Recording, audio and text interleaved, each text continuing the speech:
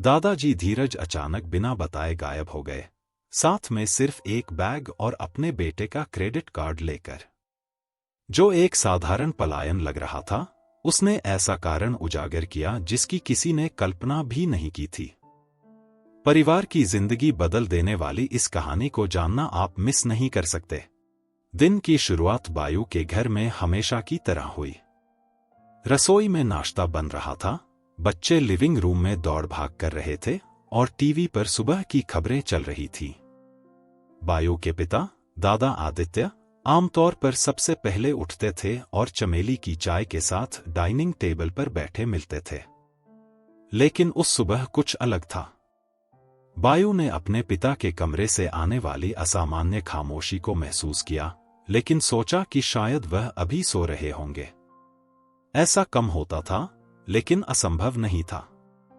कुछ समय बाद बायू ने उनकी जांच करने का फैसला किया। जब उसने कमरे का दरवाजा खोला तो उसे अजीब सी सिहरन महसूस हुई।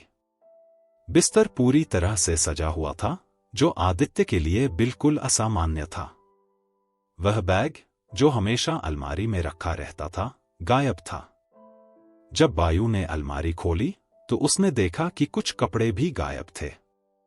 कमरे में चारों ओर नजर दौड़ाते हुए बायू के मन में बेचैनी बढ़ने लगी। जब वह पास की दराज की ओर बढ़ा तो उसने देखा कि वह हल्की सी खुली हुई थी। यह वही दराज थी जिसमें वह अपनी पर्स रखता था। उसने जल्दी से दराज खोली और देखा कि उसका क्रेडिट कार्ड गायब था। दादा को उसका पिन कोड पता था, लेकिन उन्होंने कभी बिना बताए उसका इस्तेमाल नहीं किया था। कुछ गड़बड़ थी। बायू ने तुरंत उन्हें कॉल करने की कोशिश की, लेकिन उनका मोबाइल फोन बिस्तर पर ही पड़ा हुआ था। जब बायू ने अपनी पत्नी को आदित्य के गायब होने की जानकारी दी तो वह घबरा गई।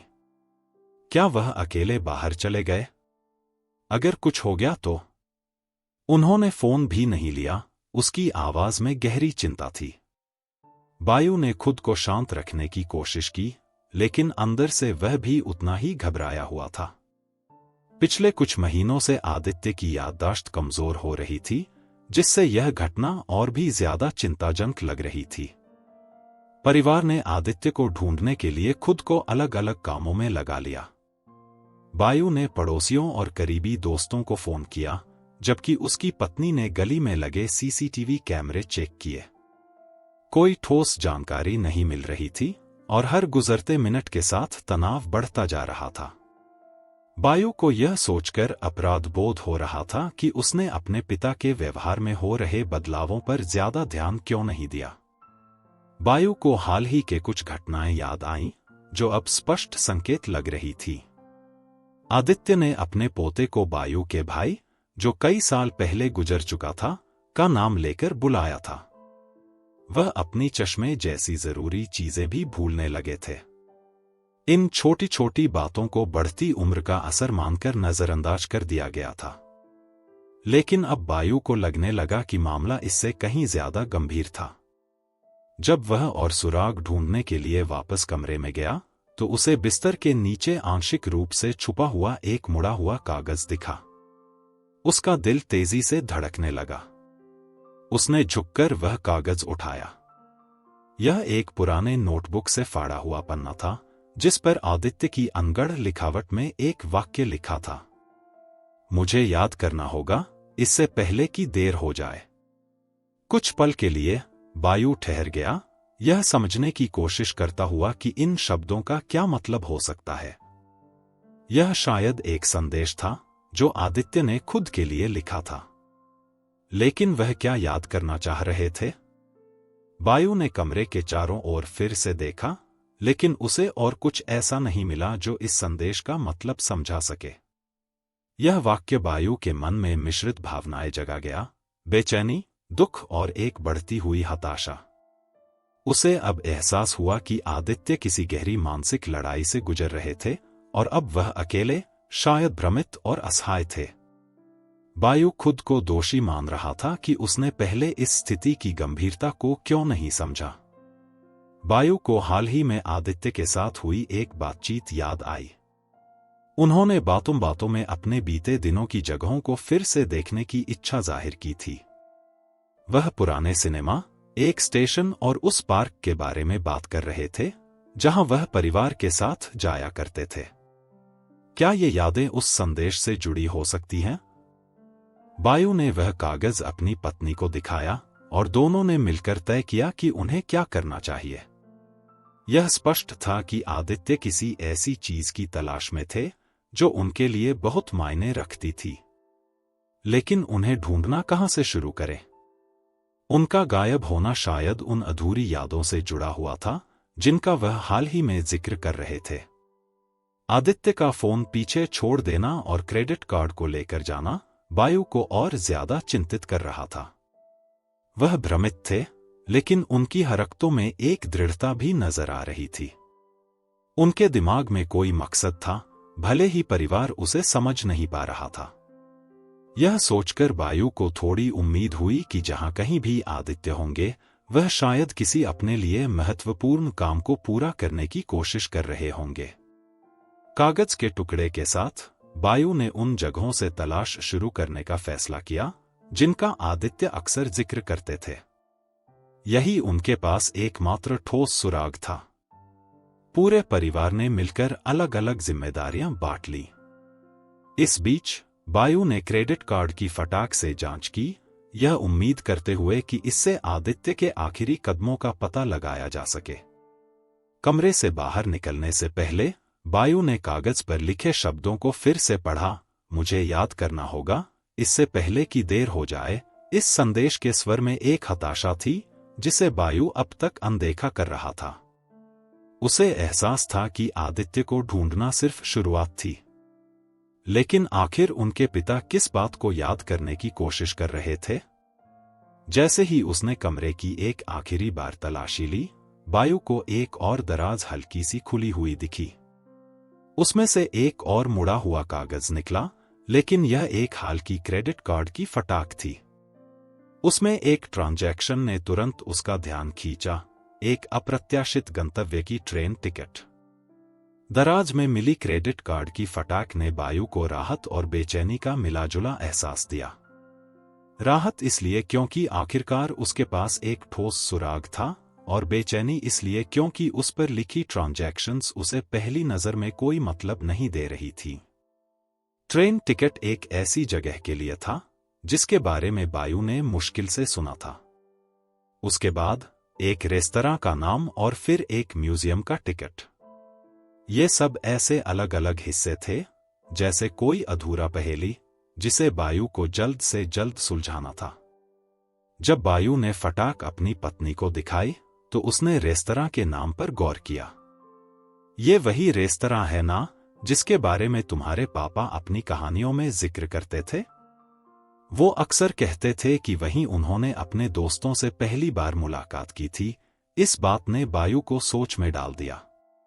उसे पता था कि उसके पिता पुरानी यादों के प्रति बहुत भावुक थे, लेकिन उसने कभी नहीं सोचा था कि वह सच में उन पलों को दोबारा जीने की कोशिश करेंगे। यह रेस्तरां तो समझ में आता था, लेकिन बाकी खर्चे अभी भी रहस्य बने हुए थे। बायू ने इन ट्रांजैक्शंस को समय के क्रम में व्यवस्थित किया। सबसे पहले ट्रेन टिकट, फिर रेस्तरां में खाना और अंत में म्यूजियम का टिकट। ये तीनों जगहें भले ही अलग अलग लग रही थीं, लेकिन उनमें एक समानता थी, ये सभी आदित्य की युवावस्था की कहानियों का हिस्सा थे। बायू को धीरे धीरे एहसास हुआ कि उसके पिता का गायब होना कोई तुक्के की बात नहीं थी। वह कुछ खोजने की कोशिश कर रहे थे। लेकिन सवाल यह था, क्या? जैसे जैसे बायू सूची पर गौर कर रहा था, उसे याद आया कि आदित्य ने अक्सर अपनी युवावस्था में ट्रेन यात्रा की बात की थी। वह इसे एक महान रोमांच की शुरुआत कहकर बताते थे। उस वक्त बायू को यह सब एक मजाकिया कहानी लगता था, लेकिन अब जब उसने ट्रेन टिकट की खरीद देखी तो वह सोचने लगा कि शायद इन यादों में उससे कहीं ज्यादा सच्चाई थी जितना उसने पहले सोचा था। हालांकि म्यूजियम की पसंद समझना मुश्किल था। आदित्य ने उस जगह का नाम शायद एक दो बार ही लिया था, वह भी किसी पुरानी कसम का जिक्र करते हुए। बायू को ज्यादा कुछ याद नहीं आया, लेकिन म्यूजियम को अपनी यात्रा में शामिल करना यह दिखाता था कि उस जगह का कुछ खास महत्व था। यह रहस्य और गहराता जा रहा था और बायू को लग रहा था कि हर सुराग के साथ सवाल और बढ़ रहे थे। अपने पिता के इरादों को समझने की कोशिश में बायू ने खुद को उनकी जगह रखकर देखने की कोशिश की। आदित्य हाल के महीनों में उलझन और भूलने की स्थिति में थे, लेकिन वह अतीत की बातों पर जोर देते रहते थे। उनका गायब होना शायद उनकी यादों को पकड़कर रखने की एक आखिरी कोशिश थी। लेकिन इस समझ के बावजूद फटाक में एक ऐसा खर्च था जो बायू को परेशान कर रहा था, बाकी ट्रांजैक्शंस से कहीं बड़ा एक खर्चा जिसका कोई स्पष्ट कारण नहीं था। यह खर्चा सिर्फ उसकी राशि के कारण नहीं, बल्कि उस जगह के कारण भी अलग दिख रहा था। यह वह जगह नहीं थी जिसका जिक्र आदित्य ने अपनी कहानियों में किया हो, न ही यह बाकी खर्चों से मेल खाती थी।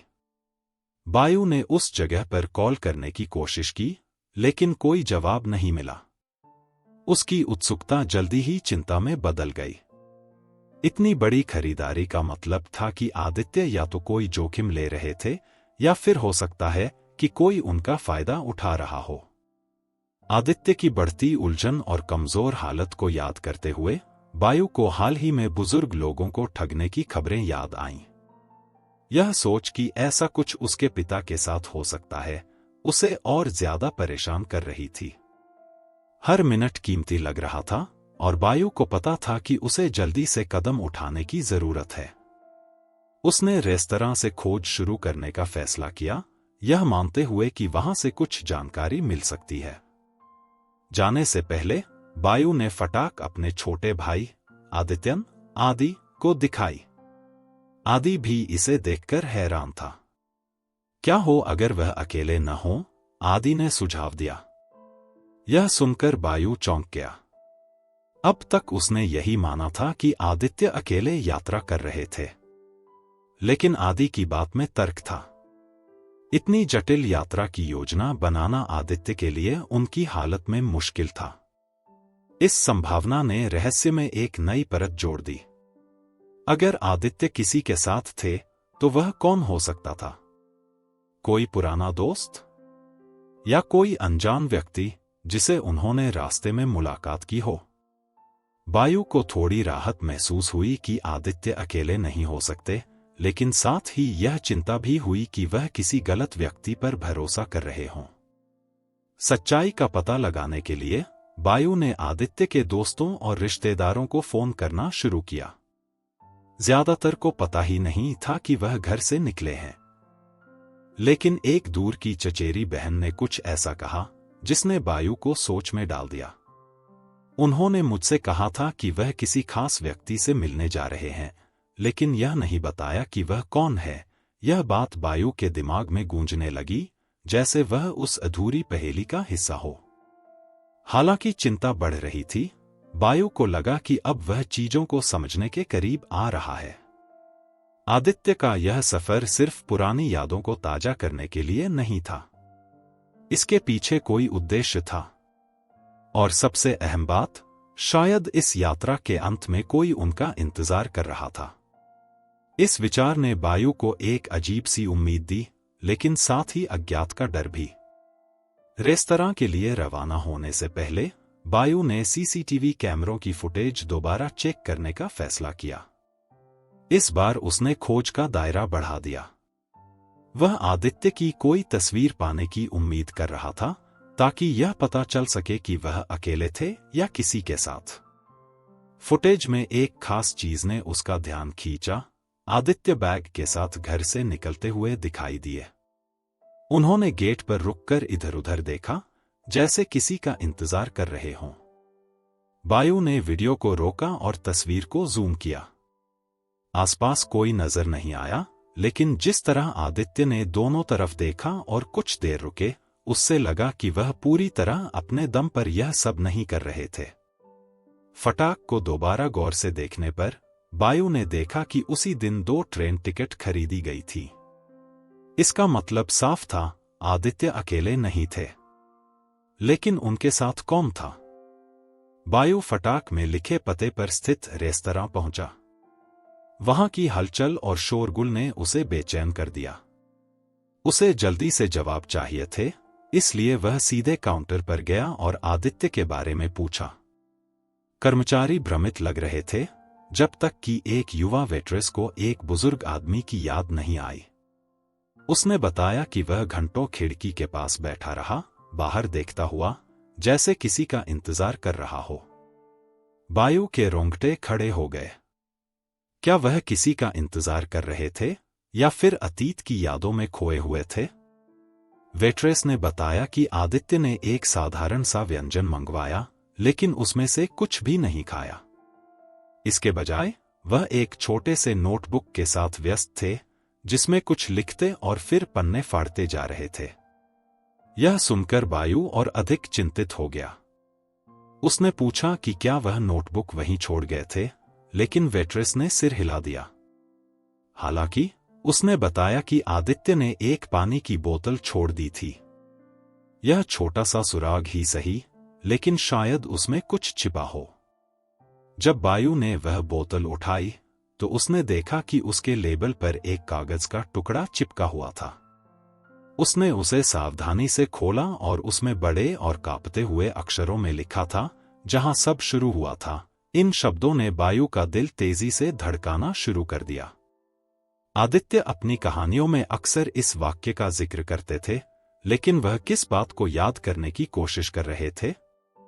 बायू ने इस जानकारी को आदि के साथ साझा किया और दोनों ने फटाक पर लिखे अगले सुराग की ओर बढ़ने का फैसला किया। एक पुराना सिनेमा। यह वह जगह थी जहां आदित्य ने अपनी युवावस्था के कई अनमोल पल बिताए थे। उन्होंने हमेशा इस सिनेमा को खास बताया था। यह वह जगह थी जहां उन्होंने अपनी जिंदगी की पहली फिल्में देखी। बायू को पता था कि यह सिनेमा सालों पहले बंद हो चुका था, लेकिन उसके भीतर कुछ कह रहा था कि आदित्य इस जगह को किसी खास वजह से देखना चाहते थे। सिनेमा पहुंचना एक बिटरस्वीट अनुभव था। इमारत पुरानी और जर्जर हो चुकी थी। खिड़कियों पर लगे पुराने फिल्म पोस्टर धुंधले और फटे हुए थे। बायू धीरे धीरे आगे बढ़ा, यह कल्पना करते हुए कि जब आदित्य यहां आए होंगे तो क्या महसूस किया होगा। तभी उसने देखा कि खिड़की का शीशा धुंधला था, जैसे किसी ने उसे साफ करने की कोशिश की हो। उसने आदि की ओर देखा और दोनों को तुरंत यकीन हो गया कि आदित्य वहां जरूर आए थे। बायू ने चारों ओर नजर दौड़ाई, अपने पिता की मौजूदगी के और संकेत तलाशते हुए। सिनेमा के प्रवेश द्वार के पास उसने वह पानी की बोतल देखी, जिसका जिक्र वेट्रेस ने किया था। उसने बोतल उठाई और आसपास देखा, लेकिन ध्यान आदि ने खींचा।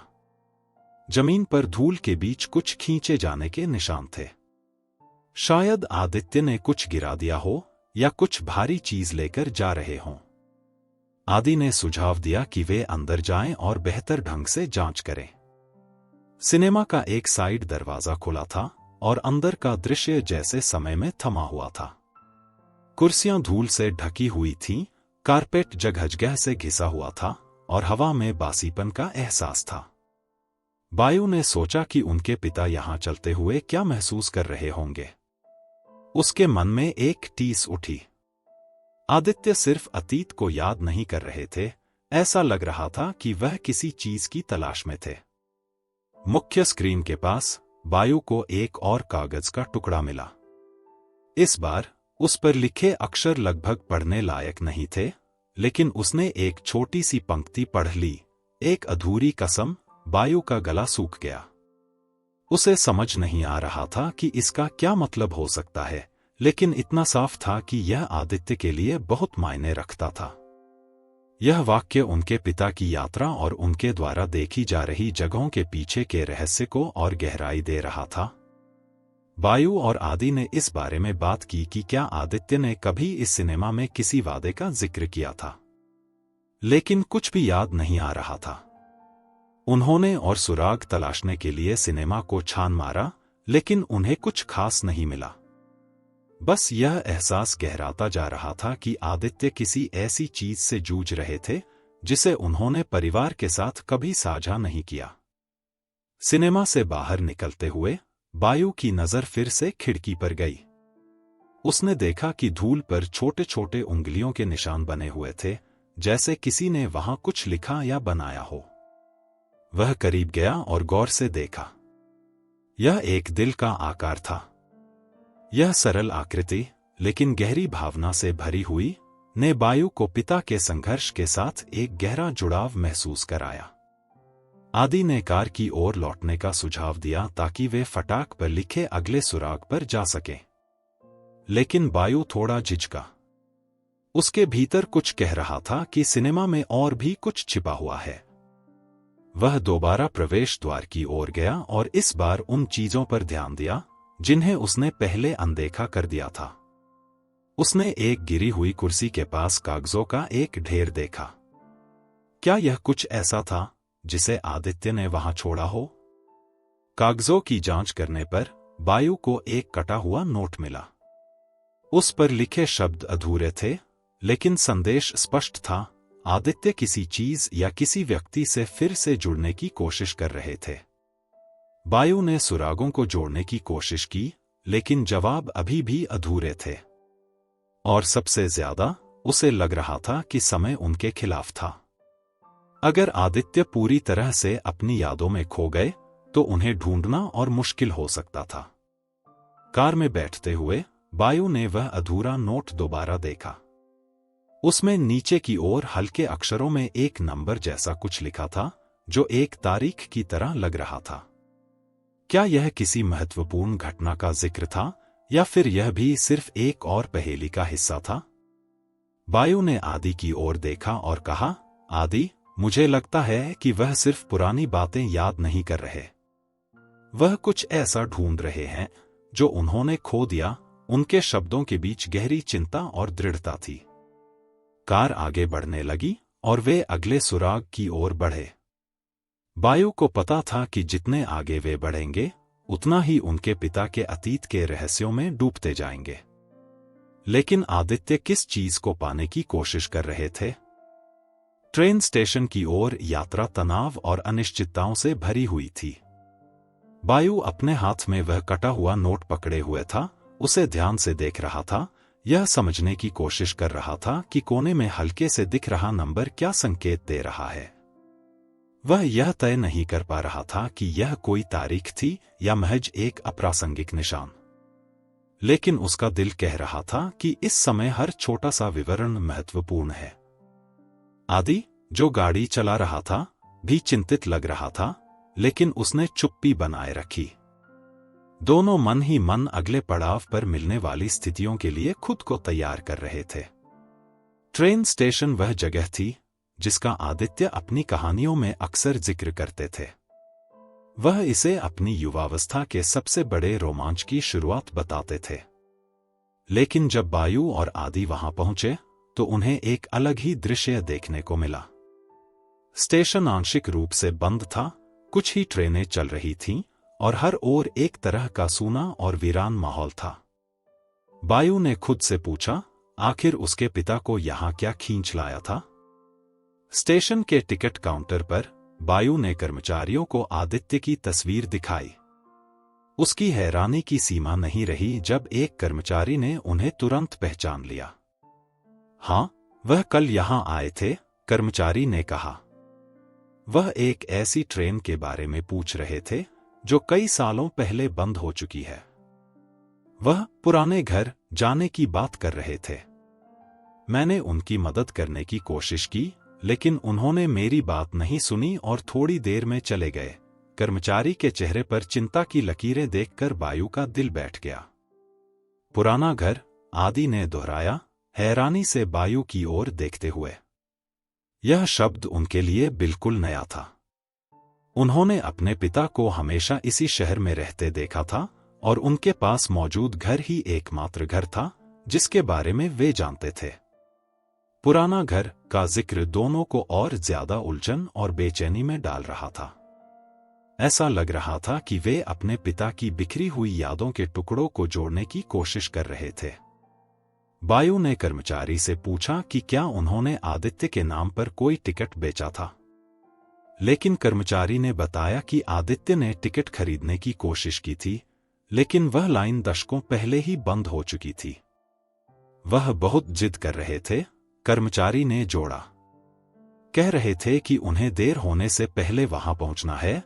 बायू को तुरंत अपने पिता के कमरे में मिले उस नोट की याद आई और उसने महसूस किया कि आदित्य की उलझन उससे भी ज्यादा गंभीर थी जितना वे सोच रहे थे।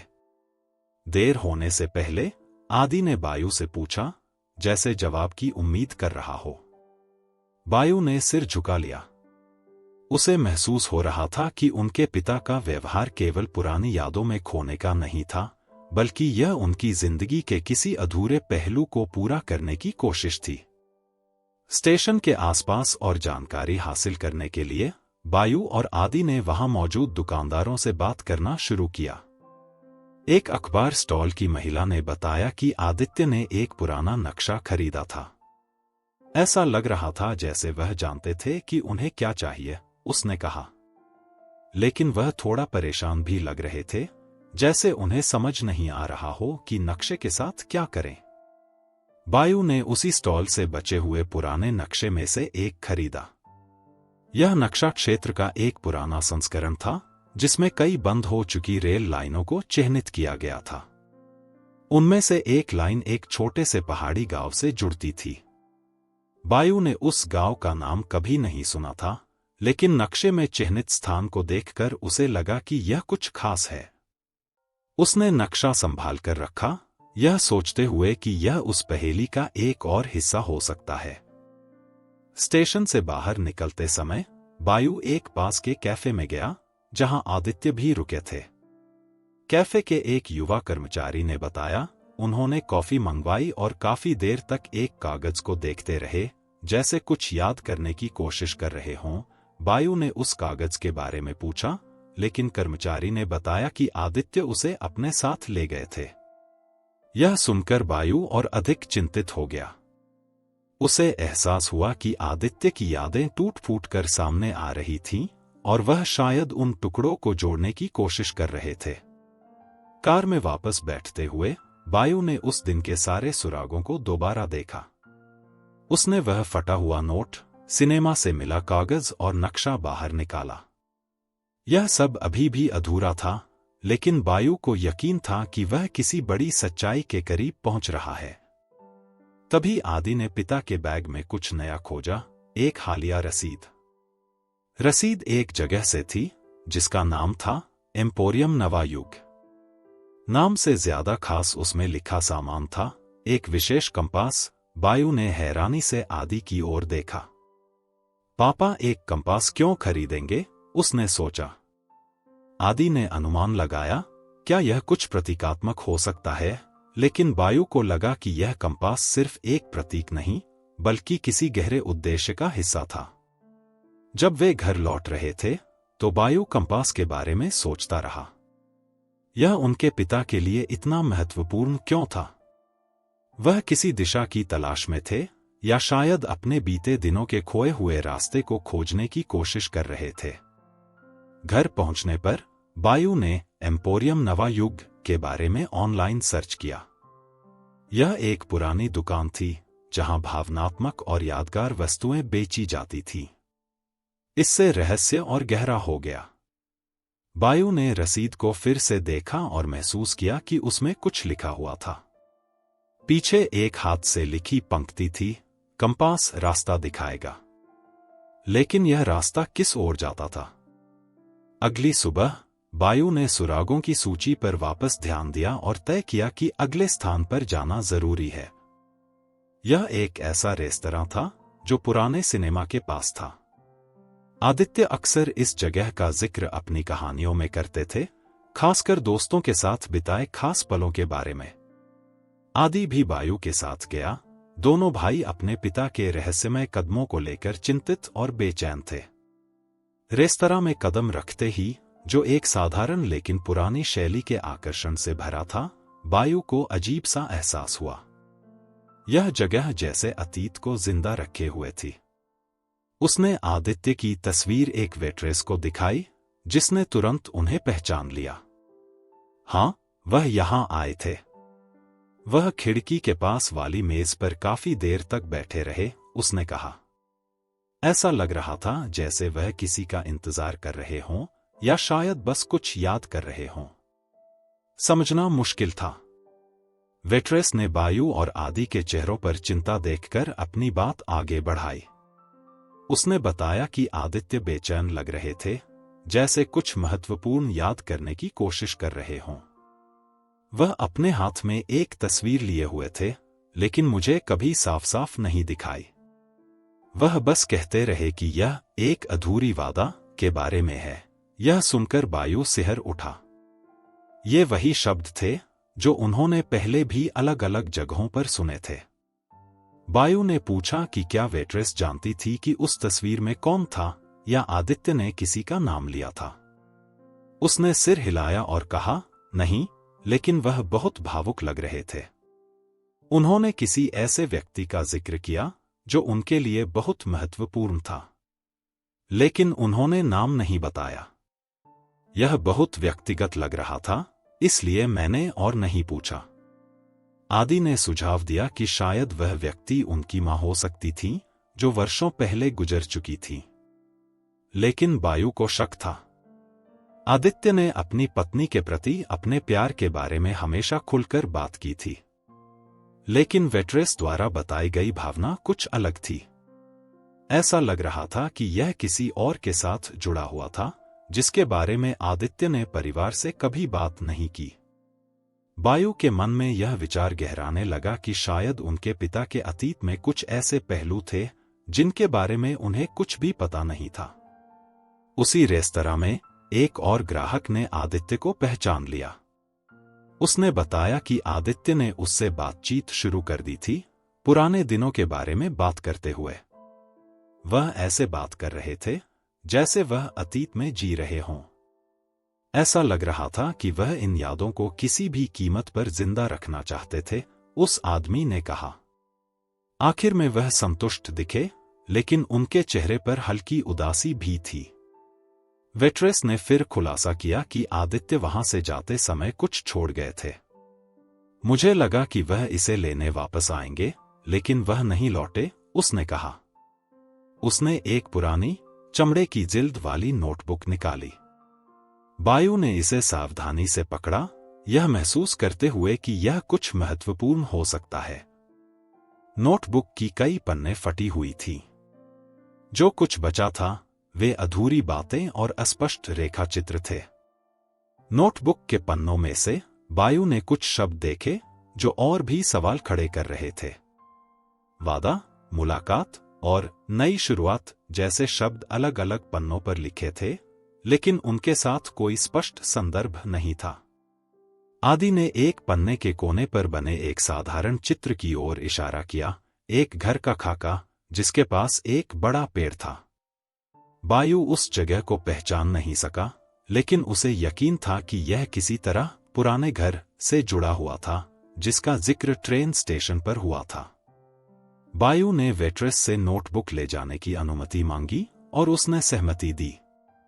बायू जानता था कि इस नोटबुक में कुछ महत्वपूर्ण सुराग छिपे हुए हैं, भले ही वे अभी बिखरे हुए लग रहे हों। पन्नों को पलटते हुए उसकी नजर एक तारीख पर पड़ी। यह तारीख बहुत पुरानी थी, उस समय की जब न तो वह पैदा हुआ था और न ही आदि। बायू सोचने लगा कि उस दिन क्या हुआ होगा जो आज भी उनके पिता के लिए इतना अहम था। आदि ने अनुमान लगाया कि हो सकता है आदित्य ने नोटबुक के पन्ने फाड़कर उन्हें अपने साथ रखा हो या किसी को सौंप दिया हो। लेकिन बायू को लगने लगा कि यह सिर्फ उनके पिता की यादों को सहेजने का प्रयास नहीं था, यह किसी गहरे उद्देश्य का हिस्सा था। वेट्रेस ने यह भी बताया कि आदित्य ने उनसे यह बात कही थी, कभी कभी हमें अपने दिल की सुननी चाहिए। कुछ चीजें याद रखने के लिए हमें वहीं लौटना पड़ता है जहां से सब शुरू हुआ था। यह सुनकर बायू की आंखें नम हो गईं। उसे एहसास हुआ कि यह यात्रा सिर्फ पुरानी जगहों पर लौटने की नहीं थी, बल्कि अपने पिता के खोए हुए उद्देश्य को फिर से खोजने की थी। रेस्तरां से बाहर निकलते हुए बायू और आदि ने नोटबुक को ध्यान से देखा। पन्नों के बीच एक छुपा हुआ सुराग खोजने की कोशिश करते हुए उन्होंने उसकी अंतिम पृष्ठ पर दबाव से बने निशानों को देखा। बायु ने हल्के हाथों से पेंसिल रगड़ी और धीरे धीरे एक संदेश उभरने लगा। मुझे खोज लो, इससे पहले कि मैं खुद को भूल जाऊं। यह वाक्य बायु के दिल में गूंजने लगा। आदि ने सुझाव दिया कि वे घर लौटकर सुरागों को फिर से व्यवस्थित करें, लेकिन बायु जानता था कि समय बहुत तेजी से निकल रहा था। आदित्य कहीं आगे बढ़ रहे थे और हर बीतता पल उन्हें और दूर ले जा सकता था। जब वे कार में बैठे तो बायु ने नोटबुक के पिछले हिस्से पर एक छोटा सा पता देखा। वह जगह उनके लिए नई थी, लेकिन शायद यह वही अगला कदम था जहां उनके पिता जा रहे थे। बायु ने अपनी घबराहट और उम्मीद को संभालते हुए आगे बढ़ने का फैसला किया। मैं आपसे दिल से अनुरोध करता हूं कि कृपया इस चैनल को लाइक करें और सब्सक्राइब करें। इस तरह हम आपके लिए प्रेरणादायक और यादगार कहानियां लाते रहेंगे। घर वापस लौटते समय बायु का ध्यान पूरी तरह उस नोटबुक पर था जिसे वह अपने हाथों में मजबूती से पकड़े हुए था। उसमें लिखे शब्द, मुझे खोज लो, इससे पहले कि मैं खुद को भूल जाऊं, उसके दिमाग में बार बार गूंज रहे थे। यह एक हताश पुकार की तरह लग रहा था। बायु ने पिछले कुछ महीनों की घटनाओं को याद करना शुरू किया और महसूस किया कि आदित्य के साथ कुछ गलत हो रहा था। इसके संकेत हमेशा से मौजूद थे। वह सिर्फ उन्हें नजरअंदाज करता रहा था, यह सोचकर कि यह सब उनके बढ़ती उम्र का सामान्य हिस्सा है। उसे वह दिन याद आया जब आदित्य ने अपने सबसे बड़े पोते का नाम भूल गए थे। यह वही दादा थे जिन्हें अपने परिवार की हर छोटी बड़ी बात याद रहती थी। उस दिन पूरे परिवार ने इसे एक भूल जाने का क्षण कहकर हल्के में लिया। लेकिन अब बायु समझ रहा था कि यह सिर्फ शुरुआत थी। फिर एक और घटना उसे याद आई। एक पारिवारिक डिनर के दौरान आदित्य ने अपनी युवावस्था की एक कहानी 3 बार दोहराई थी। हालांकि उनका उत्साह और शब्द वही थे, लेकिन उनकी आंखों में एक अलग बेचैनी थी। ऐसा लग रहा था कि वह हर विवरण को पकड़कर रखने की कोशिश कर रहे थे, जैसे वह उनकी यादों से फिसल रहा हो। लेकिन बायु ने उस वक्त इसे गंभीरता से नहीं लिया। उसे यह भी याद आया कि आदित्य अक्सर अपनी चीजें खोने लगे थे, चश्मा, पर्स और यहां तक कि वह घड़ी जो वह हर दिन पहनते थे। हर बार जब कोई चीज गायब होती तो आदित्य परेशान होकर कहते, किसी ने इसे इधर उधर कर दिया होगा। यह घटनाएं धीरे धीरे बढ़ती जा रही थीं, लेकिन परिवार ने उन्हें किसी गंभीर समस्या से जोड़ने की कोशिश नहीं की। अब नोटबुक में मिले सुरागों और आदित्य की अनुपस्थिति के साथ बायु को सच्चाई का सामना करना पड़ा। उसे एहसास हुआ कि उसने और परिवार ने इन संकेतों को अनदेखा करके बड़ी गलती की थी। उसने आदि से चर्चा की और तय किया कि अब उन्हें किसी विशेषज्ञ डॉक्टर से संपर्क करना चाहिए। जल्द ही एक न्यूरोलॉजिस्ट के साथ अपॉइंटमेंट तय हो गया। बायु ने डॉक्टर को आदित्य की हाल की उलझनों और भुलक्कड़पन के बारे में विस्तार से बताया। डॉक्टर ने ध्यान से सब सुना और कुछ सवाल पूछे। फिर उन्होंने कहा, यह एक डीजेनरेटिव स्थिति जैसे अल्जाइमर का शुरुआती संकेत हो सकता है, लेकिन इसे पुष्टि करने के लिए और परीक्षण करने की जरूरत होगी। डॉक्टर के शब्द सुनकर बायु का दिल बैठ गया। वह पहले से ही इस आशंका में था, लेकिन इसे डॉक्टर के मुंह से सुनना बहुत कठिन था। आदित्य, जो हमेशा परिवार की ताकत थे, अब धीरे धीरे अपनी यादों में खो रहे थे। यह स्वीकार करना कि उनके पिता की मानसिक स्थिति बिगड़ रही है, बायु के लिए बेहद पीड़ादायक था। डॉक्टर ने यह भी समझाया कि अल्जाइमर के शुरुआती चरण में लोग अक्सर अतीत से जुड़ने की कोशिश करते हैं। वे उन जगहों पर वापस जाते हैं जो उनके जीवन के लिए महत्वपूर्ण थीं, या अधूरी चीजों को पूरा करने का प्रयास करते हैं। इससे आदित्य की यात्रा और उनके विचित्र व्यवहार का मतलब साफ होता दिखा। क्लिनिक से वापस लौटते हुए बायु और आदि दोनों गहरी सोच में डूबे थे। आमतौर पर शांत रहने वाला आदि आखिरकार बोल पड़ा। हमने उन्हें समझने में गलती की, बायू। वह हमें बार बार इशारे कर रहे थे, लेकिन हम अपनी जिंदगी में इतने व्यस्त थे कि इसे देख ही नहीं पाए। बायू को भी यह मानना पड़ा कि आदि सही कह रहा था। घर लौटकर बायू ने परिवार की बैठक बुलाई। उसने डॉक्टर के शब्दों को परिवार के साथ साझा किया और आदित्य की नोटबुक दिखाई। कमरे में गहरा सन्नाटा छा गया। बायू की पत्नी, जो आदित्य के काफी करीब थीं, फूट फूट कर रो पड़ी। उन्होंने कहा, हम इतने अंधे कैसे हो सकते थे। हर कोई सहमत था कि अब उन्हें मिलकर आदित्य को ढूंढने और उनकी मदद करने के लिए सब कुछ करना होगा। नोटबुक के पन्नों को खंगालते हुए बायू को एक और सुराग मिला। यह 2 पन्नों के बीच छुपा हुआ एक छोटा सा नोट था, जिसमें कांपते हुए अक्षरों में लिखा था, आखिरी पड़ाव। इसके साथ ही एक अज्ञात पता लिखा था। यह देखकर बायू को ठंडक महसूस हुई। उसे एहसास हुआ कि आदित्य किसी विशेष स्थान की ओर बढ़ रहे थे और उनके पास एक स्पष्ट उद्देश्य था। इस नए सुराग ने खोज में नई अर्जेंसी ला दी। बायू और आदि ने तुरंत उस पते के बारे में जानकारी जुटानी शुरू की। थोड़ी ही देर में उन्होंने पता लगाया कि वह एक दूरस्थ ग्रामीण इलाके में स्थित एक घर था। बायू को उस जगह के बारे में पहले कभी नहीं सुना था, लेकिन यह स्पष्ट था कि यह आदित्य की यात्रा का एक महत्वपूर्ण हिस्सा था। आखिरी पड़ाव शब्द ने बायू के दिल में गहरी बेचैनी भर दी। यह वाक्य निर्णायक लग रहा था, जैसे यह किसी विदाई का संकेत हो। बायू को लगने लगा कि यह यात्रा केवल यादों की तलाश नहीं थी। यह कुछ बड़ा और गंभीर था, और हर बीतता पल महत्वपूर्ण था। रात के अंत में बायू ने नोटबुक को फिर से देखा, यह उम्मीद करते हुए कि उसे और सुराग मिल सके। उसने पन्नों को गौर से पढ़ा और देखा कि आदित्य की यादें कितनी उलझी हुई थीं। तारीखें, घटनाएं और भावनाएं सब एक दूसरे में गड़बड़ हो रही थी। बायू ने नोटबुक को अपने सीने से लगा लिया और मन ही मन प्रतिज्ञा की कि वह अपने पिता को ढूंढने और उनकी आखिरी पड़ाव तक पहुंचने में मदद करेगा।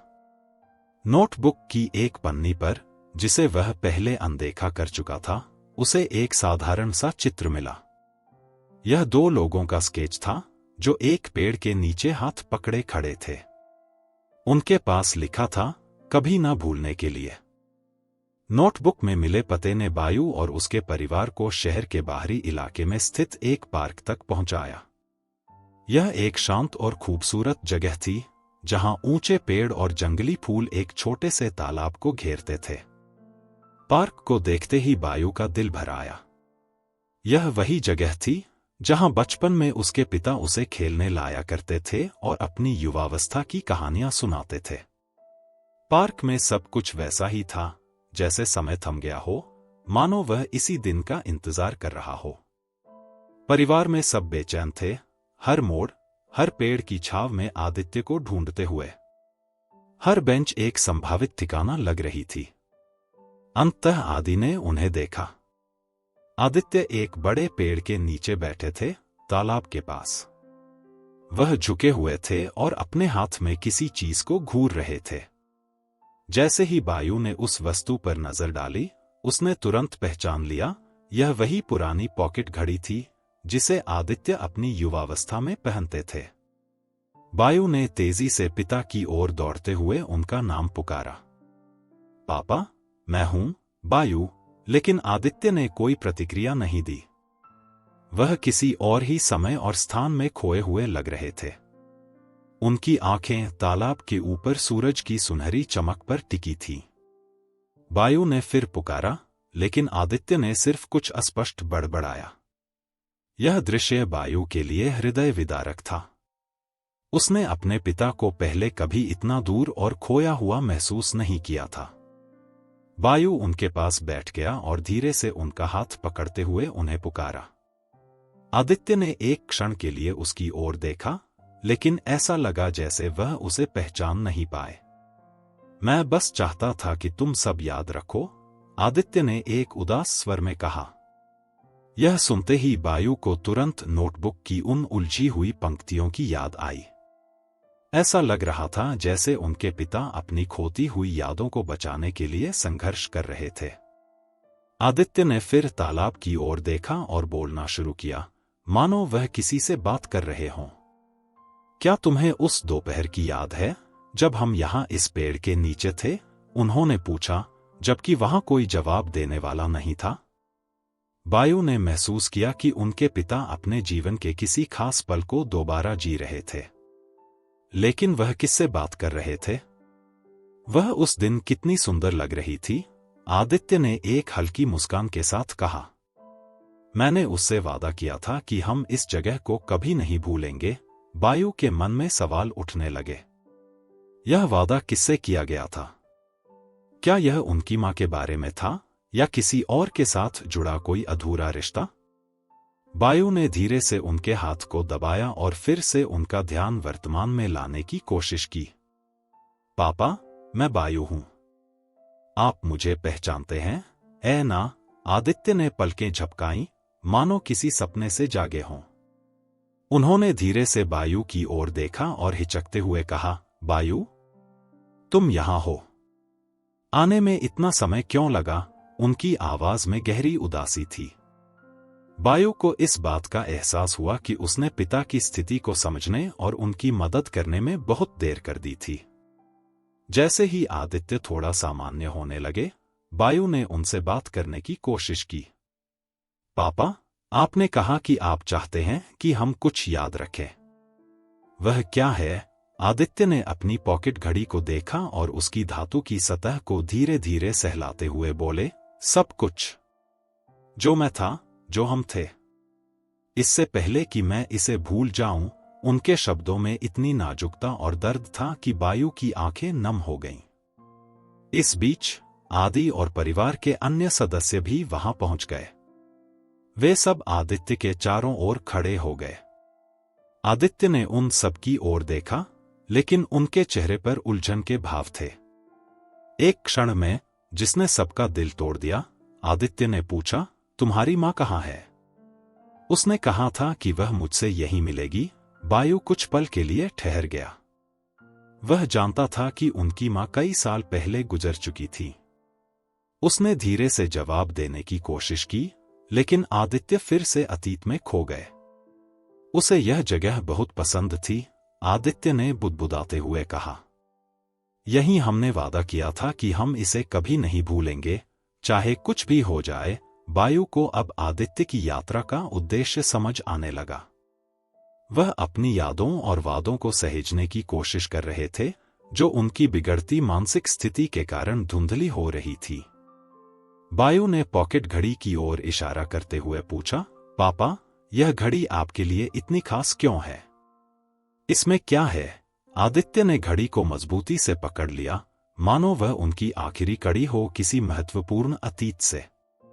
वादा इसके अंदर है, आदित्य ने धीरे से कहा और घड़ी बायू को सौंप दी। बायू ने घड़ी को ध्यान से खोला। अंदर एक पुराना डायल था, जो शायद सालों से रुका हुआ था। घड़ी की सुइयां 3:17 पर रुकी थी। बायू ने आदित्य की ओर देखा, जो अब शांत लग रहे थे लेकिन अभी भी अपनी यादों में उलझे थे। बायू को लगा कि घड़ी केवल एक प्रतीक नहीं थी, बल्कि किसी गहरे रहस्य की कुंजी थी। बायू ने घड़ी को और ध्यान से देखा, तो उसमें एक छोटी सी छिपी हुई लॉक दिखाई दी। उसने इसे खोलने की कोशिश की, लेकिन आदित्य ने हल्के से उसका हाथ पकड़ लिया। यहां नहीं, आदित्य ने फुसफुसाते हुए कहा, सिर्फ सही जगह पर। तुम जान जाओगे जब समय आएगा। यह सुनकर बायू और भी उलझन में पड़ गया। जैसे ही परिवार वापस घर जाने की तैयारी करने लगा, बायू की नजर फिर से घड़ी पर गई। आदित्य के शब्द, वादा इसके अंदर है, उसके मन में गूंज रहे थे। वह जानता था कि यह घड़ी केवल यादों का प्रतीक नहीं है, बल्कि यह उनके पिता के अतीत की एक महत्वपूर्ण कुंजी है। जब बायू ने घड़ी की आंतरिक सतह पर ध्यान दिया, तो उसे एक छोटी सी खुदाई हुई इबारत दिखी, जहां सब शुरू हुआ। घर लौटने पर परिवार ने यह तय किया कि वे आदित्य को न केवल उनकी देखभाल देंगे, बल्कि उनके स्वाभिमान और गरिमा का भी सम्मान करेंगे। आदित्य थके हुए लग रहे थे, लेकिन उनकी आंखों में एक शांति थी, जैसे उन्होंने वह हासिल कर लिया हो जिसकी उन्हें तलाश थी। बायू, हालांकि, अभी भी उस पॉकेट घड़ी और अपने पिता के रहस्यमय शब्दों को लेकर उलझन में था। उसे लग रहा था कि यह घड़ी केवल पुरानी यादें नहीं, बल्कि उनके सवालों के जवाब भी छुपाए हुए थी। लिविंग रूम में बैठते हुए बायू ने सीधे पूछा, पापा, आपने कहा था कि वादा इसके अंदर है, इसका क्या मतलब है? यह घड़ी इतनी खास क्यों है? आदित्य ने कुछ पल के लिए घड़ी की ओर देखा, फिर धीरे से बोले, क्योंकि इसमें सब कुछ है, बायू। मैं जो हूं, मैंने जो जिया, वह सब इसमें है। मैंने इसे तुम्हारे लिए बचा कर रखा, ताकि तुम मुझे कभी न भूलो। पूरा परिवार उनके चारों ओर इकट्ठा हो गया, ध्यान से आदित्य की बात सुनते हुए। एक दुर्लभ स्पष्टता के क्षण में उन्होंने अपनी यात्रा के पीछे की वजह बतानी शुरू की। मुझे पता था कि कुछ गलत हो रहा है, उन्होंने स्वीकार किया। शब्द, यादें, सब मुझसे दूर जा रहे थे। इसलिए, इससे पहले कि मैं सब कुछ खो दूं, मैं उन जगहों पर वापस जाना चाहता था जो मेरे लिए सबसे खास थी। और मैं तुम्हारे लिए कुछ छोड़ना चाहता था, ताकि तुम हमेशा याद रख सको। बायू ने घड़ी की ओर देखा, जो अब और भी ज्यादा भावनात्मक महत्व रखती थी। लेकिन यह घड़ी, पापा, यह इतनी खास क्यों है? आदित्य ने एक हल्की मुस्कान के साथ कहा, इसे खोलो, बायू। बायू ने सावधानी से घड़ी की उस छोटी लॉक को घुमाया, जिसे उसने पहले नहीं देखा था। घड़ी की ढक्कन खुली और अंदर एक पुरानी फोटो छिपी हुई थी। यह आदित्य और उनकी पत्नी की तस्वीर थी, दोनों मुस्कुराते हुए एक पेड़ के नीचे खड़े थे। बैकग्राउंड में वही पार्क था। यह मेरा पहला वादा था, आदित्य ने तस्वीर की ओर इशारा करते हुए कहा। मैंने तुम्हारी मां से वादा किया था कि हम कभी नहीं भूलेंगे कि हम कौन हैं और कहां से आए हैं। यह घड़ी हमेशा मुझे उस वादे की याद दिलाती थी। लेकिन अब मैं चाहता हूं कि तुम इसे संभालो। उनकी आवाज में कंपन था और बायू ने घड़ी और तस्वीर को श्रद्धा से पकड़ लिया। बायू कुछ कहने ही वाला था कि आदित्य ने फिर बोलना शुरू कर दिया। मैं नहीं चाहता था कि तुम मुझे इस हालत में देखो। मैं चाहता था कि तुम जानो कि मैं कौन था, इससे पहले कि मेरी यादें पूरी तरह से खत्म हो जाएं। उनके शब्दों में इतनी सच्चाई और दर्द था कि पूरे परिवार की आंखें भर आईं। फिर आदित्य ने अपनी यात्रा के दौरान खरीदी गई चीजों का जिक्र किया। तुम सबके लिए मैंने कुछ रखा है, जो यह दिखाएगा कि मैं क्या चाहता हूं कि तुम मुझे याद रखो, उन्होंने कहा। उन्होंने बताया कि कंपास आदि के लिए था, यह याद दिलाने के लिए कि हमेशा सही दिशा में चलना चाहिए। उनके सबसे छोटे पोते के लिए उन्होंने एक छोटी सी किताब खरीदी थी, जिसमें उनकी पारिवारिक कहानियों को लिखा गया था। बायू ने क्रेडिट कार्ड पर हुई उस बड़ी खरीदारी के बारे में पूछा। आदित्य ने हल्की मुस्कान के साथ, अपनी आंखों में आंसुओं के साथ कहा, यह एक फोटो एल्बम था। उन्होंने समझाया, इसमें हमारी सारी कहानियां हैं, वह कहानियां जो तुम जानते हो और वह भी जो मैंने कभी बताई नहीं। मैंने जो कुछ भी याद कर सका, वह सब उसमें लिखा है। यह तुम्हारे लिए है, ताकि कोई भी इन कहानियों को न भूले। यह सुनकर पूरा परिवार भावुक हो गया। बायू को यह सोचकर गहरी कृतज्ञता और दुख महसूस हुआ कि उनके पिता ने अपनी बिगड़ती याददाश्त के बावजूद यह सब करने की कोशिश की। उसने अपने पिता से वादा किया कि वह उस एल्बम को संभालेगा और सुनिश्चित करेगा कि यह कहानियां अगली पीढ़ियों तक पहुंचे। आदित्य, अब भावनाओं से भरे हुए, ने बायू का हाथ पकड़ते हुए कहा, मैं जानता था कि मैं यह सब अकेले नहीं कर सकता, लेकिन मुझे इसे शुरू करना था। मुझे तब तक कोशिश करनी थी जब तक मुझमें ताकत थी। बायू ने अपने पिता को गले लगाते हुए महसूस किया कि अब वह उनके संघर्ष और उनके प्यार की गहराई को पूरी तरह समझ चुका था। परिवार ने आदित्य के नोटबुक के पन्ने पलटते हुए उन जगहों और यादों पर चर्चा की, जहां-जहां उन्होंने यात्रा की थी। आदित्य ने बताया कि हर जगह उनके जीवन के एक अध्याय का प्रतीक थी। मैं चाहता था कि तुम यह जानो कि सब कहां से शुरू हुआ, क्योंकि यही हमें यह याद दिलाता है कि हम कौन हैं। लेकिन उस खुशी भरे पल के बीच आदित्य ने बायु की ओर देखा। उनकी आंखों में आंसू थे, लेकिन साथ ही एक गहरी उम्मीद भी। बायु, उन्होंने कांपती हुई आवाज में कहा, तुम मुझे याद रखोगे जब मैं तुम्हें भूल जाऊंगा? कमरे में सन्नाटा छा गया। यह सवाल सभी के दिल को छू गया। बायु ने अपने पिता की ओर देखा, घड़ी और फोटो को कसकर पकड़े हुए। उसने दृढ़ता से जवाब दिया, पापा, मैं आपको कभी नहीं भूलूंगा। और हम सब यह सुनिश्चित करेंगे कि आपकी यादें हमेशा जिंदा रहें। आदित्य ने यह सुनकर राहत महसूस की। उन्होंने अपनी आंखें बंद कर ली, जैसे उनकी सबसे बड़ी चिंता दूर हो गई हो। हालांकि बायु जानता था कि उनकी लड़ाई अभी शुरू हुई थी। उसने घड़ी की ओर देखा, जिसमें फोटो और ढक्कन के अंदर खुदे हुए शब्द थे। जहां सब शुरू हुआ, यह साफ था कि आदित्य की कहानी अभी पूरी नहीं हुई थी। और परिवार के लिए यह यात्रा, उनकी यादों को सहेजने की, अब सबसे जरूरी बन गई थी। कुछ देर बाद आदित्य ने बायु का हाथ फिर से पकड़ते हुए कहा, अभी भी कुछ बाकी है, कुछ बहुत महत्वपूर्ण। वादा करो कि तुम इसे ढूंढोगे। बायु ने सिर हिलाया, यह महसूस करते हुए कि यह कहानी का आखिरी अध्याय नहीं था, बल्कि एक नए रहस्य की शुरुआत थी।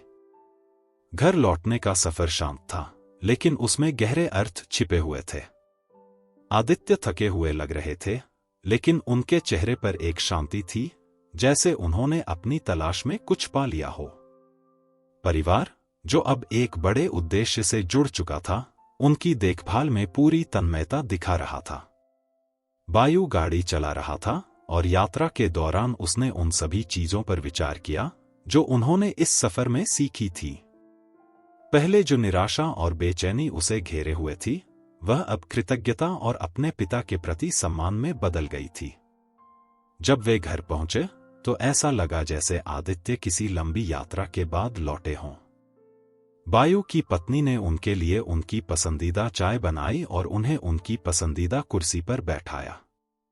पोते, जो पहले दादा के अचानक गायब हो जाने से परेशान थे, अब उनके प्रति एक नई समझ और सम्मान दिखा रहे थे। आदित्य ने अपने आसपास मौजूद सभी लोगों को देखा और एक हल्की मुस्कान दी। वह जान गए थे कि वह अपने प्रियजनों के बीच हैं, और यह उनके लिए सबसे बड़ा सुकून था। रात में बायु ने अपने पिता की पॉकेट घड़ी और नोटबुक को फिर से देखा।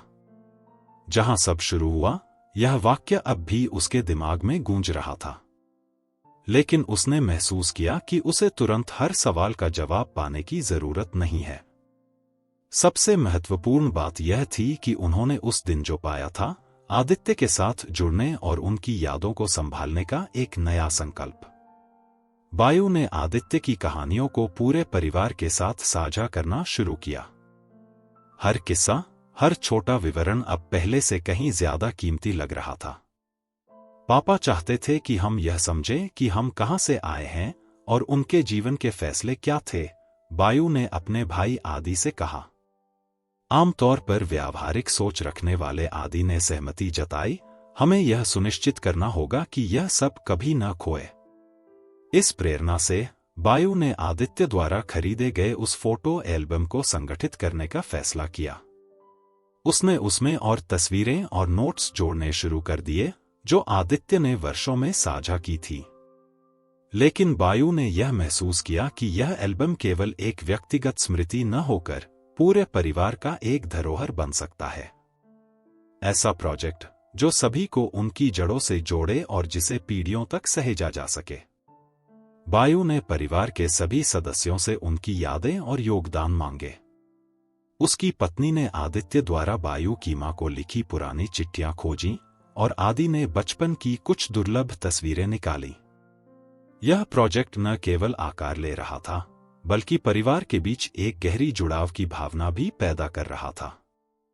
हर पन्ना, हर याद, आदित्य के जीवन के महत्वपूर्ण हिस्सों को सम्मान देने का जरिया बन गया। जब एल्बम बनता जा रहा था, आदित्य भी इसे देखकर खुश लग रहे थे। वह घंटों तक बायु और आदि के साथ बैठकर तस्वीरें देखते और जितना याद कर पाते उतना बताते। उनकी यादें भले ही बिखरी हुई थीं, लेकिन जब वह अपने अतीत के बारे में बात करते थे तो उनकी आंखों में एक चमक दिखती थी। सबसे भावुक पल तब आया जब बायु ने पार्क के बारे में आदित्य की लिखी गई पंक्तियां पढ़ी। यहाँ हमने वादा किया था कि हम कभी नहीं भूलेंगे कि हम कौन हैं। यह पढ़ते हुए बायु को एहसास हुआ कि आदित्य केवल भूलने के डर से नहीं लड़ रहे थे, बल्कि अपने जीवन की आत्मा और उसके महत्व को सहेजने की कोशिश कर रहे थे। परिवार ने महसूस किया कि उन्हें अतीत को दोबारा जीने तक सीमित नहीं रहना चाहिए। उन्हें नए पल बनाने चाहिए, जबकि उनके पास समय था।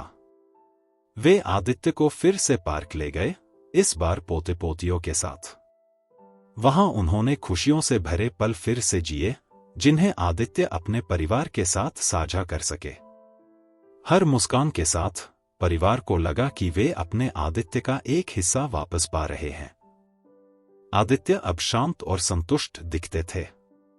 एक दिन उन्होंने परिवार से कहा, मुझे पता था कि तुम सब इसे संभाल लोगे, लेकिन यह देखकर अच्छा लगता है कि तुम समझ गए कि मैं क्या चाहता था। यह जानना सुकून देता है कि मैं भुलाया नहीं जाऊंगा। उनकी यह बात सुनकर हर किसी की आंखें नम हो गईं। हालांकि बायु जानता था कि अभी भी कुछ सवाल अनुत्तरित थे। घड़ी, वह रहस्यमय वाक्य और कुछ खास स्थानों के संदर्भ इस बात का संकेत थे कि आदित्य की कहानी में और भी गहराई थी। लेकिन उसने यह तय किया कि वह अपने पिता पर कोई दबाव नहीं डालेगा। कुछ चीजें तभी समझ में आती हैं जब हम उन्हें समझने के लिए तैयार होते हैं, उसने सोचा, आदित्य की बातों को याद करते हुए। एक शांत दोपहर, जब बायु एल्बम के पन्नों को व्यवस्थित कर रहा था, उसे एक मुड़ा हुआ कागज मिला जो आदित्य की नोटबुक में रखा हुआ था। उस पर आदित्य ने लिखा था, अभी खत्म नहीं हुआ है। इसे पढ़ते ही बायु को एक अजीब सी सिहरन हुई। यह संकेत था कि अभी भी कुछ महत्वपूर्ण था जिसे आदित्य ने अधूरा छोड़ दिया था। उस शाम बायु ने घड़ी को फिर से उठाया और अपने पिता के पास जाकर बैठा। पापा, हम इसे साथ में खत्म करेंगे। जो कुछ भी है, हम इसे पूरा करेंगे। आदित्य ने अपनी आंखें खोलीं और हल्के से मुस्कुराए। उन्होंने बायु के हाथ को हल्के से दबाया और कहा, मुझे पता था बायु, मुझे हमेशा पता था कि तुम समझोगे। उनकी ईमानदारी भरी यह बात परिवार के लिए एक नए चरण की शुरुआत थी। यह अब केवल अतीत को याद रखने की बात नहीं थी, बल्कि एक ऐसा भविष्य बनाने की थी जहां आदित्य की यादें और उनके संघर्ष सभी के जीवन का हिस्सा बने रहें। जब बायु ने घड़ी को फिर से ध्यान से देखा तो उसे अंदर एक छोटा कागज मिला। उस पर केवल एक वाक्य लिखा था, उत्तर वही है जहां सब शुरू हुआ। यह वाक्य नए रहस्यों की ओर इशारा कर रहा था, जिसे सुलझाने की जिम्मेदारी अब बायु और परिवार के कंधों पर थी। आने वाले दिन एक नए और सकारात्मक बदलाव से भरे हुए थे। परिवार अब आदित्य की नाजुक स्थिति को समझ चुका था और उनके साथ बिताए हर पल को संजोने का संकल्प कर चुका था। पोते पोतियां अब अक्सर उस कमरे में आते जहां आदित्य आराम करते थे। वे अपने बनाए हुए चित्र और छोटी कहानियां लेकर आते, जिन्हें साझा करना उन्हें बेहद पसंद था। इन छोटे छोटे पलों का आदित्य के लिए बहुत बड़ा मतलब था। यह उन्हें यह एहसास दिलाता था कि उनकी कमजोर यादों के बावजूद वे अब भी अपने परिवार के लिए बहुत महत्वपूर्ण थे। बायु, जो पहले अपने काम और जिम्मेदारियों में व्यस्त रहता था, अब अपने पिता के साथ ज्यादा समय बिताने लगा। वह हर दोपहर आदित्य के पास बैठता और उनकी कहानियां सुनता। पापा, अपनी जवानी के बारे में और बताइए, वह अक्सर कहता।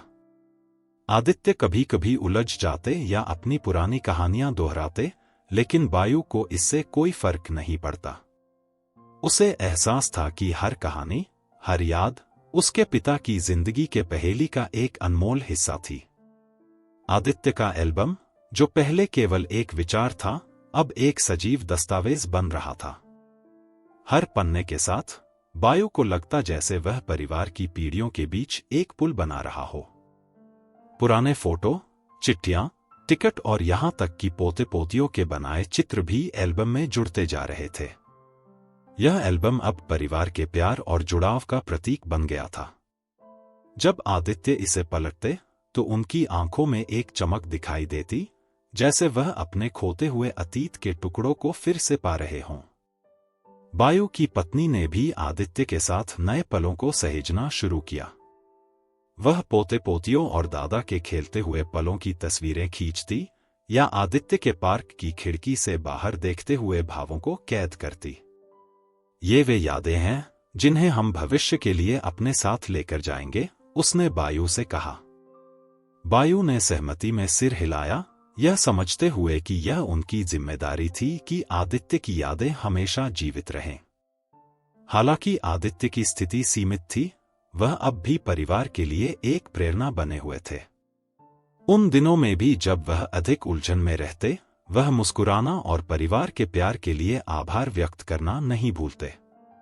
तुम सब मेरी ताकत हो, उन्होंने एक बार कहा। तुम सबके बिना मैं यहां नहीं होता। उनकी यह बात बायू के दिल में गूंजती रही और उसे अपने पिता की विरासत को सहेजने की प्रेरणा देती रही। एक बेहद खास पल उस रात आया जब परिवार ने डिनर टेबल पर आदित्य का एल्बम रखा। बायू ने सबको एक पन्ना चुनने को कहा जो उनके लिए सबसे खास हो। पोते पोतियां पुराने फैशन वाले कपड़ों में आदित्य की तस्वीरों पर हंसने लगे। आदि ने एक चिट्ठी को पढ़कर सुनाया जो आदित्य ने उनकी मां को उनके युवा दिनों में लिखी थी। आदित्य भावुक होकर टेबल पर मौजूद सभी लोगों को देख रहे थे। यही मायने रखता है, उन्होंने कहा। यही मैंने हमेशा चाहा। बायू को एहसास हुआ कि भविष्य में क्या आने वाला है, यह चाहे कितना ही कठिन क्यों न हो, वे एकजुट होकर इसे संभालने के लिए तैयार थे।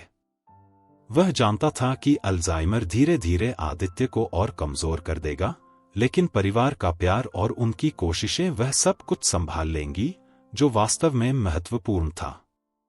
पापा, हम इसे एक टीम की तरह संभालेंगे, बायू ने आदित्य का हाथ पकड़कर वादा किया। एक वीकेंड पर परिवार ने आदित्य के जीवन के खास स्थानों पर जाने का फैसला किया। सबसे पहले वे पार्क गए, जहां उन्होंने घड़ी में छिपी तस्वीर के पेड़ के नीचे एक नई तस्वीर खींची। आदित्य ने मुस्कुराते हुए अगली पीढ़ी को उसी जगह पर देखा जिसे वह पवित्र मानते थे। उनके लिए यह केवल एक याद नहीं, बल्कि उनके जीवन की निरंतरता का प्रतीक था। दिमास ने एक कहानी दिवस में हिस्सा लिया, जहां उन्होंने और बायू ने एल्बम के कुछ हिस्से पोते पोतियों के साथ साझा किए।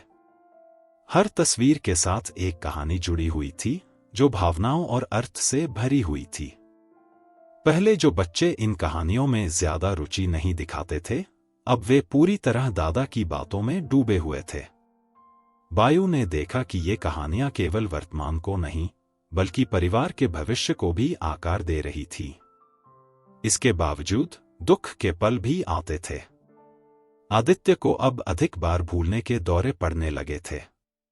वह उन लोगों के बारे में पूछते जो अब इस दुनिया में नहीं थे। लेकिन ऐसे क्षणों में परिवार हमेशा उनके साथ खड़ा रहता, उनका हाथ पकड़कर उन्हें वापस वर्तमान में लाने की कोशिश करता। वे जानते थे कि वे उनकी स्थिति को बदल नहीं सकते, लेकिन वे यह चुन सकते थे कि इसे कैसे संभालें। बायू को अब भी वह शब्द याद आते रहते जो आदित्य ने घड़ी में छोड़े थे, जहां सब शुरू हुआ। वह जानता था कि इस वाक्य का पूरा अर्थ अभी भी स्पष्ट नहीं था, लेकिन उसने महसूस किया कि सबसे महत्वपूर्ण बात यह थी कि वह अपने परिवार के साथ जो कुछ बना रहे थे उस पर ध्यान केंद्रित करे। एक रात जब परिवार एल्बम को देख रहा था, आदित्य ने चुपचाप उनकी ओर देखा और हल्की मुस्कान के साथ पूछा, क्या तुम सब इसके लिए तैयार हो, जो भी आगे आए? बायू ने बिना हिचकिचाए जवाब दिया, हाँ पापा, क्योंकि आपने हमें दिखाया है कि वास्तव में क्या महत्वपूर्ण है। उन शब्दों ने आदित्य को शांति दी। उन्होंने सिर हिलाया और आंखें बंद कर ली, यह जानते हुए कि उनका परिवार उनके साथ है। आखिरकार एल्बम सिर्फ यादों का संग्रह नहीं था, यह उनके परिवार के प्यार, संघर्ष और साथ की गवाही था। हर पन्ना सिर्फ आदित्य की कहानी नहीं, बल्कि एक ऐसे परिवार की गाथा थी जिसने यह चुना कि वह अपने समय को संजोएगा और कठिनाइयों का सामना एक साथ करेगा। परिवार ने उस दिन की एक आखिरी तस्वीर ली जिसमें सभी एल्बम के साथ थे। उन्हें पता था कि आगे की राह आसान नहीं होगी, लेकिन उनके पास एक ऐसी कड़ी थी जिसे तोड़ना असंभव था, प्यार और एकता का बंधन। आदित्य ने अपने परिवार को एक अनमोल सबक सिखाया, समय गुजर जाता है, लेकिन जो यादें और रिश्ते हम बनाते हैं वे हमेशा के लिए हमारे साथ रहते हैं। अल्जाइमर जैसी बड़ी चुनौती के सामने भी परिवार की एकता और प्यार मुश्किल पलों को स्थायी और खूबसूरत यादों में बदल सकते हैं। जब परिवार ने एल्बम को समेटकर रखने की तैयारी की, तो बायु को उसके अंत में आदित्य की एक आखिरी लिखी हुई पंक्ति मिली। उसमें लिखा था, कहानियां चलती रहती हैं, भले ही हम उन्हें और ना बता पाएं। आदित्य और उनके परिवार की तरह हम सभी जीवन में ऐसे क्षणों का सामना करते हैं जब यह जरूरी हो जाता है कि हम अपने आसपास के लोगों की कद्र करें, इससे पहले कि समय हमें उनसे दूर कर दे। यह कहानी हमें प्रेरित करती है कि हम अपने प्रियजनों के साथ ऐसी यादें बनाएं जो हमेशा जिंदा रहें और उनकी कहानियों को सुनें, क्योंकि वही हमारे रिश्तों को गहराई देते हैं। अब हम आपसे पूछना चाहते हैं, आप अपनी परिवार की यादों को सहेजने के लिए क्या करेंगे? नीचे कमेंट करें, इस वीडियो को लाइक करें और हमारे चैनल को सब्सक्राइब करें ताकि ऐसी और दिल छू लेने वाली कहानियां आपके पास पहुंचती रहें। आइए साथ मिलकर उन चीजों को संजोएं जो वास्तव में मायने रखती हैं।